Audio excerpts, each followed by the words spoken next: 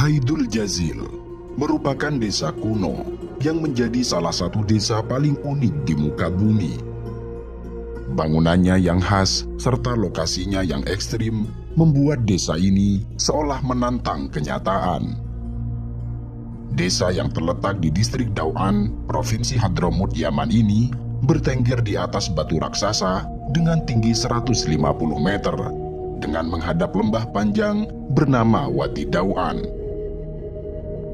Seperti rumah-rumah pegunungan Yaman pada umumnya, rumah-rumah di desa ini terbuat dari batu bata lumpur dengan gaya tradisional. Karena kayu merupakan komoditas langka di wilayah ini, mereka membuat batu bata dari tanah liat yang kemudian dicampur dengan jerami. Tetapi hebatnya, kendati dibuat dari bahan tradisional dan sederhana, rumah-rumah di desa ini telah berusia sekitar 500 tahun, yang berarti telah menghadapi beragam rintangan musim. Dulunya, Haidul Jazil adalah rumah bagi ratusan orang. Mereka mendiami kawasan ini karena alasan yang sangat klasik, yaitu tidak adanya sungai atau danau yang permanen di negeri Yaman, yang dengan demikian mereka selalu kekurangan akan air. Masalah air telah menjadi krisis yang berulang. Satu-satunya sumber air bagi orang-orang yang tinggal jauh dari pantai adalah mendatangi lembah yang menjadi sungai musiman yang mereka sebut dengan wadi.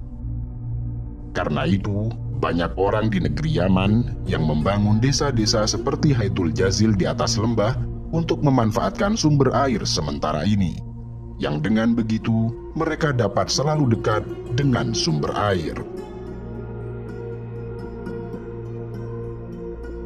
Kendati pernah dihuni oleh ratusan orang selama berabad-abad, namun dalam 3 dekade terakhir, Haidul Jazil telah ditinggalkan oleh banyak penduduknya.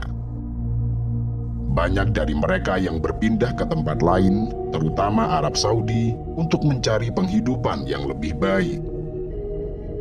Kebanyakan dari mereka yang tinggal di Al-Jazil adalah anak-anak atau orang tua. Dalam sensus terakhir yang dilakukan pemerintah, desa Haidul Jazil hanya dihuni oleh 17 orang, dan 10 diantaranya adalah anggota keluarga Al-Amudi. Keluarga ini memilih untuk tetap tinggal di Al-Jazil dengan alasan untuk mengikuti wasiat mendiang ayahnya yang berpesan agar ia tinggal di desa ini sampai mati. Sebagai desa yang terpencil, orang-orang yang menetap di Al-Jazil hidup dalam kondisi terisolasi.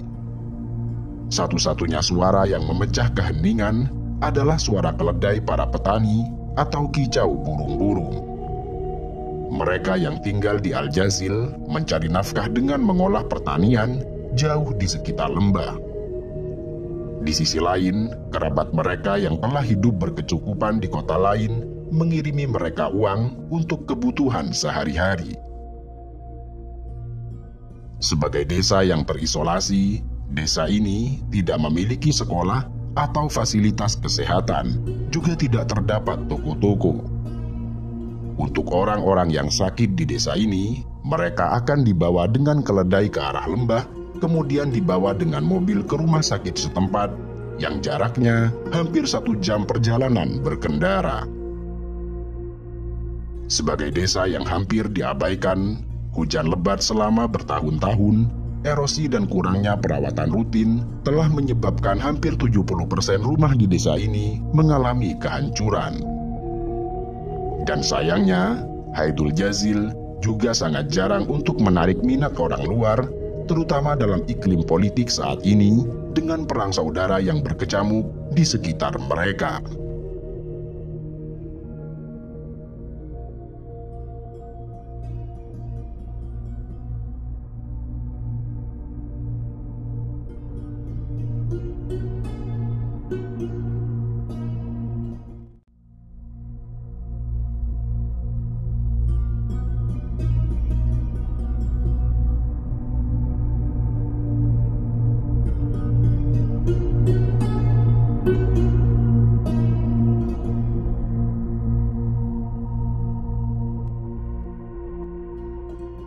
Singkit adalah kota kuno yang hampir tenggelam oleh pasir. Penggurunan yang terus bergerak ke selatan dengan kecepatan 48 km per tahun dan melenyapkan wilayah seluas 260 hektar, membuat Singkit berada dalam kondisi yang mengkhawatirkan. Banyak pasir menumpuk di jalan-jalan, halaman rumah, serta masjid yang semarak sejak abad ke-13. Padahal dulunya, kota ini dihuni oleh sekitar 20.000 orang. Tetapi kini, seiring dengan penggurunan yang terus meluas dan hampir meratakan bangunan-bangunan dengan pasir, hanya tersisa ribuan orang yang memilih untuk tinggal dan bertahan dalam kondisi yang terancam. Mereka bertahan dalam rumah-rumah yang dibangun dari batu kering kemerahan dan teknik bata lumpur, dengan atap datar yang terbuat dari pohon palem. Banyak rumah tua memiliki pintu yang dipahat dengan tangan yang ditopang oleh pohon akasia besar. Bangunan utama yang tampak mencolok di kota ini adalah Masjid Jami' Singkit yang menampilkan menara persegi.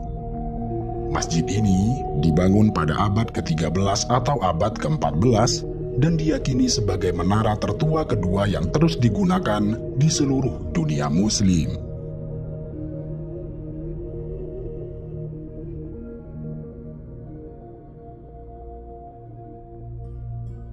Meski hampir tenggelam oleh pasir, masyarakat kota Singkit memiliki tradisi keilmuan yang sangat hebat.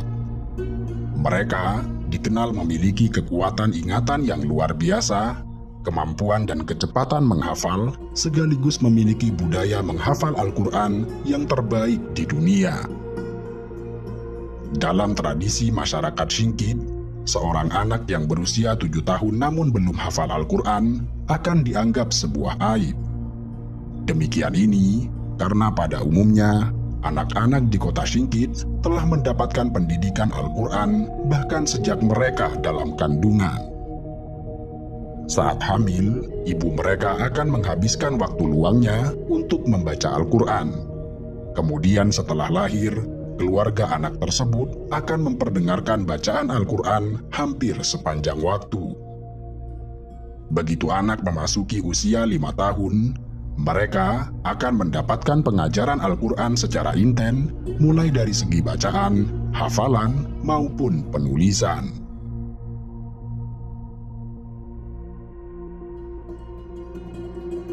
Sebagai kota yang memiliki tradisi menghafal Al-Quran yang sangat baik, Singkit menjadi kawasan yang sangat dihormati dan disegani oleh tokoh-tokoh agama di belahan dunia manapun.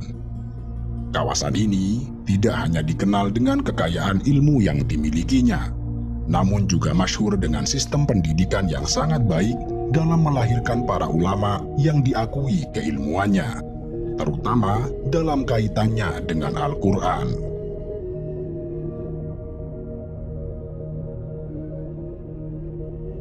Singkit terletak di sebuah kawasan yang disebut dengan Adror, Mauritania, sebuah negara yang terletak di Afrika Utara.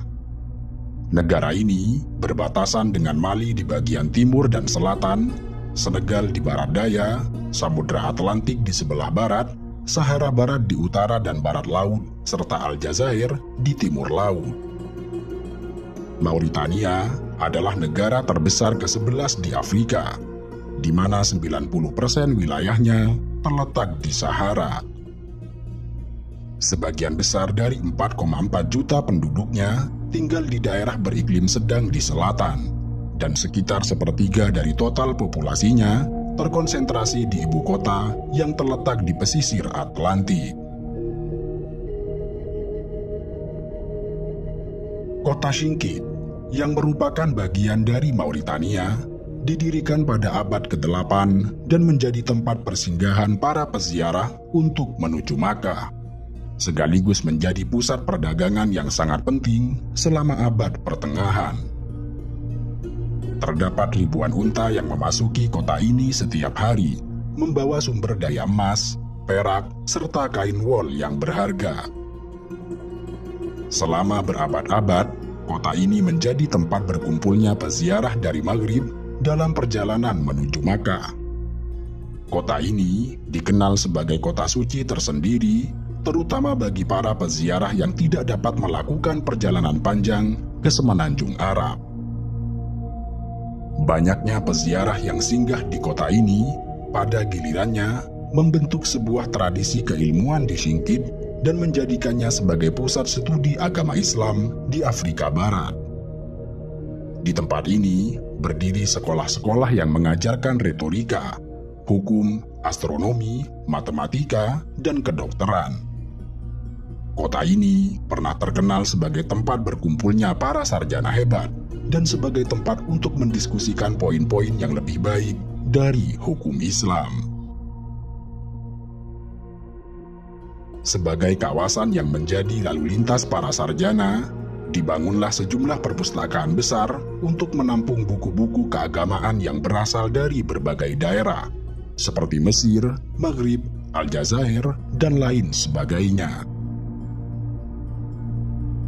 Pada masa kejayaannya, antara abad ke-11 hingga abad ke-13, Singkit memiliki 24 perpustakaan yang menampung ribuan manuskrip berbahasa Arab, naskah-naskah teologi, hukum, filsafat, syair, dan lain sebagainya. Namun demikian, karena kondisinya yang mengkhawatirkan, saat ini hanya tersisa 5 perpustakaan yang tetap beroperasi dan menampung sekitar 1.300 manuskrip berbahasa Arab. Kondisi Singkit yang terus memburuk membuat banyak konservasionis khawatir akan nasib naskah-naskah tersebut.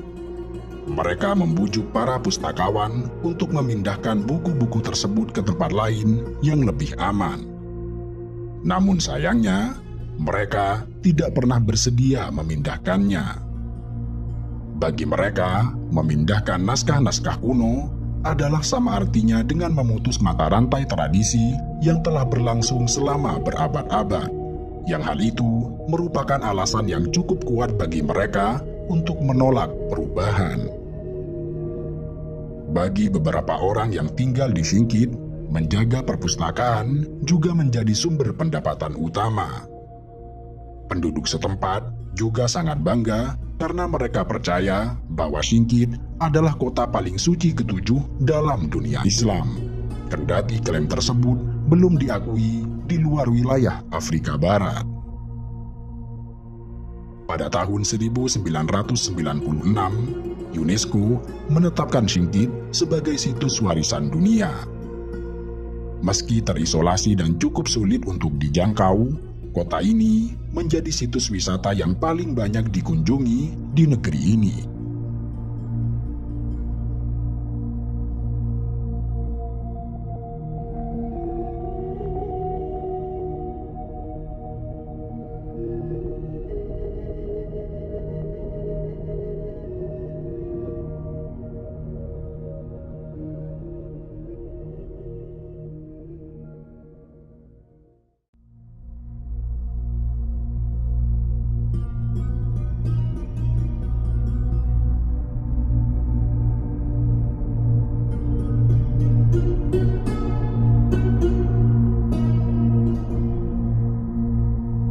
Al-Hijr, atau juga disebut sebagai Madain Soleh atau Hegra, merupakan sebuah situs arkeologi yang terletak sekitar 20 km di sebelah utara Al-Ula, 400 km barat Laut Madinah, dan sekitar 500 km ke arah tenggara dari Petra, Yordania. Situs ini terletak di dataran tinggi basal yang merupakan bagian dari pegunungan Hijaz, yang menyajikan bebatuan kuno menjulang tinggi dan seolah muncul secara tiba-tiba dari padang pasir. Kondisi geologis yang dimiliki oleh Al-Hijr menyediakan tempat yang baik bagi gaya arsitektur pahatan batu. Al-Hijr didominasi oleh peninggalan kerajaan Nabatea dari abad pertama Masehi. Di samping juga merupakan kota Nabatea yang paling selatan dan sebagai kota kedua yang terbesar setelah ibu kota kerajaan Petra. Al-Hijr memiliki banyak nama, yang berasal dari berbagai masyarakat dan kebudayaan yang pernah mendiami kawasannya. Sejarawan Yunani dan beberapa penulis lainnya menamai situs dan kawasan ini sebagai Hegra. Sementara dalam tradisi umat Islam, situs ini disebut sebagai Al-Hijr yang berarti negeri batu. Mereka juga menyebut situs ini sebagai Madain Soleh karena berkaitan dengan salah satu nabi dalam agama Islam bernama Nabi Soleh. Umat Islam menyebutkan bahwa Al-Hijr dihuni oleh kaum Tsamud yang memahat rumah-rumah dari gunung batu dan menyembah berhala. Nabi Soleh yang diutus kepada mereka dan menyerukan untuk segera bertaubat dan tidak menyekutukan Allah tidak dipedulikan oleh kaum Tsamud. Alih-alih beriman kepada Nabi Soleh, mereka justru meminta sang Nabi untuk mengeluarkan unta betina dari balik gunung. Begitu Nabi Soleh berhasil mengeluarkan unta dari balik gunung sebagai tanda kenabiannya, ternyata hanya sebagian kecil dari kaum Tsamud yang beriman kepada Nabi Soleh. Sementara sebagian yang lain kemudian membunuh unta tersebut hingga kemudian mereka ditimpa hukuman berupa gempa bumi dan sambaran petir. Diceritakan pada tahun 630 Masehi atau tahun ke-9 setelah hijrah ke Madinah, Nabi Muhammad memimpin sekitar 30.000 pasukan perang melintasi jalur Al-Hijr. Pasukan yang begitu besar itu dengan 10.000 pasukan penunggang dan 20.000 pejalan kaki disiapkan untuk menghadang pasukan Romawi Bizantium yang kabarnya hendak menyerang kawasan Arab, termasuk komunitas Muslim di Madinah. Kala itu, pasukan Muslim dilanda rasa haus serta lapar. Kendati demikian, Rasulullah melarang pasukannya minum air dan memakan biji gandum dari wilayah ini. Demikian itu karena berkaitan dengan kisah terdahulu mengenai azab yang ditimpakan kepada kaum Tsamud yang mendustakan Nabi Soleh yang diutus kepada mereka. Di sisi lain, menurut penelitian arkeologis, Al-Hijr adalah daerah yang ditinggalkan penduduknya.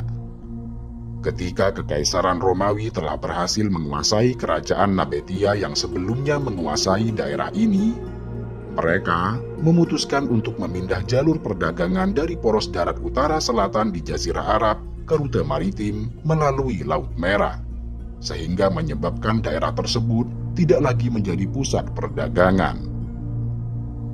Kenyataan ini ditambah dengan penggurunan yang semakin luas dan memerah, yang membuat daerah ini akhirnya ditinggalkan sepenuhnya oleh para penghuninya. Al-Hijr adalah lokasinya terletak di rute perdagangan antara Semenanjung Arab, Mediterania. Orang-orang Nabatea adalah pengembara yang tinggal di kawasan gurun. Mereka mengendalikan rute perdagangan dupa dan rempah-rempah melalui Arab dan Yordania ke Mediterania, Mesir, Suriah, dan Mesopotamia. Merica wangi, akar jahe, gula, dan kapas adalah barang-barang yang biasa dibawa suku Nabatea di karavan mereka. Suku Nabatea juga dikenal luas sebagai pemasok aromatik, seperti kemenyan dan mur yang sangat dihargai dalam upacara keagamaan. Mereka hidup makmur sejak abad ke-4 sebelum Masehi. Kesejahteraan dan kemapanan mereka nikmati hingga abad ke-1 Masehi. Kendati demikian, lambat laun identitas mereka hilang seluruhnya. Suku Nabatea hanya meninggalkan sedikit jejak sejarahnya, sehingga mereka menjadi terlupakan selama berabad-abad. Sebagian besar data tentang suku Nabatea berasal dari dokumen orang luar, yaitu Yunani, Romawi, serta Mesir kuno. Seperti Petra, Al-Hijr atau Hegra adalah kota metropolis yang berubah menjadi nekropolis. Sebagian besar struktur yang tersisa yang dapat dilihat hari ini adalah makam, dengan banyak sisa-sisa arsitektur kota yang menunggu untuk digali atau bahkan mungkin telah hilang. Namun demikian, yang jelas, suku Nabatea adalah pelopor kuno dalam arsitektur dan hidrolika, memanfaatkan lingkungan gurun yang sangat keras untuk membangun peradabannya. Air hujan yang mengalir turun dari pegunungan terjal dikumpulkan untuk kemudian digunakan di tangki air di permukaan tanah.